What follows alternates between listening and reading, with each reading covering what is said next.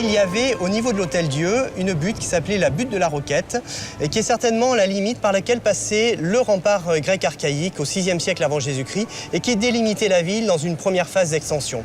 Il y avait sur cette colline 2 institutions hospitalières qui s'appelaient l'hôpital du Saint-Esprit et l'hôpital Saint-Jacques de Galice, dont on a fait une fusion à la fin du XVIe siècle. Le blason portait les symboles de ces 2 hôpitaux, c'est-à-dire la colombe du Saint-Esprit au sommet, qui représentait l'hôpital du Saint-Esprit, et l'hôpital Saint-Jacques de Galice était représenté par 2 coquilles qui rappelaient les pèlerins de Saint-Jacques de Compostelle. Cet hôpital du Saint-Esprit, lorsqu'il est construit, en fait, il y a une chapelle, il y a un certain nombre de pièces qui sont tout autour, qui permettent d'accueillir les gens malades, mais ça, on peut avoir également des hôpitaux qui sont liés à de l'accueil de gens de passage, comme des pèlerins par exemple. L'hôpital a été aussi, à partir du XVIIe siècle, le siège d'une école de médecine. Et l'hôpital du XVIe, XVIIe siècle a totalement disparu.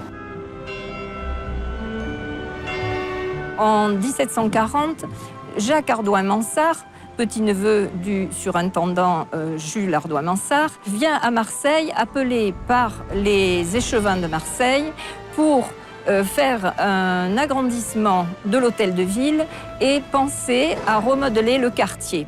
C'est dans ce contexte qu'il propose un plan pour un nouvel hôtel-Dieu, très important à l'image de ceux de Paris ou de Lyon. Et puis c'est ce Second Empire que l'hôpital va prendre sa forme actuelle.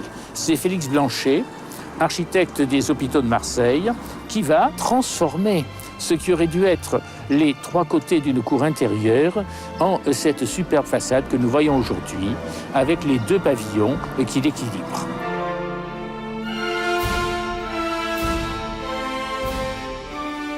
Il a été ensuite un hôpital universitaire au XXe siècle, et puis enfin, au cours des dernières décennies, quand d'autres hôpitaux ont été construits, il est devenu un hôtel.